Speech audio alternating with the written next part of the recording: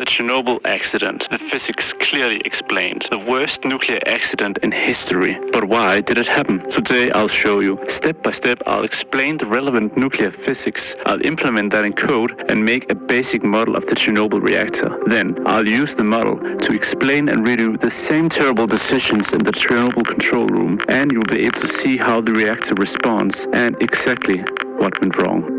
A very simple reactor. But let's start with the basics. In any nuclear reactor, you must bring the reactivity up to power and keep it balanced there.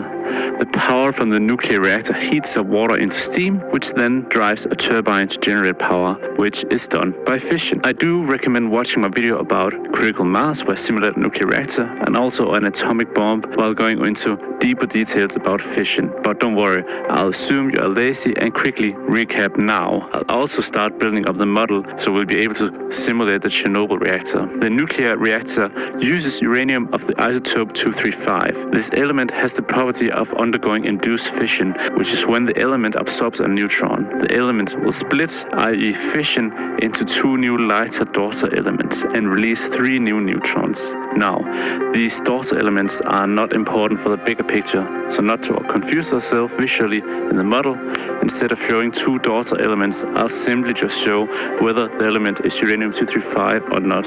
Blue for uranium-235, gray if it isn't. We can stack many uranium-235 in a metal grid and fire a single neutron. We just create a nuclear chain reaction. This is what we want in a nuclear reactor.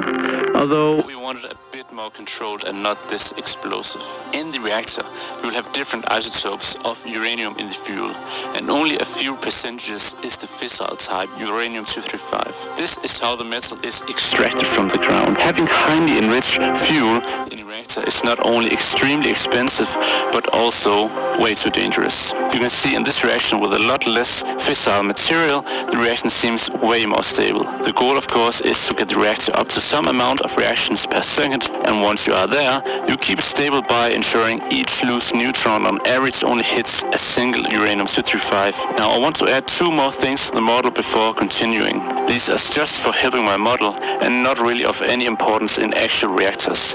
The first thing I want to add is the ability to replace used up fuel. Since I only have around 1,000 simulated uranium nuclei, I need to be able to magically pop in new enriched uranium. The second thing I want to add in the model is the radioactive decay spontaneous neutron emission. This is when a radioactive element suddenly releases a neutron, a naturally occurring process. Let's give this property to all non-uranium nuclei, i.e. the gray circles. Building the simulation control rods. I want to simulate the same type of reactor used in the Chernobyl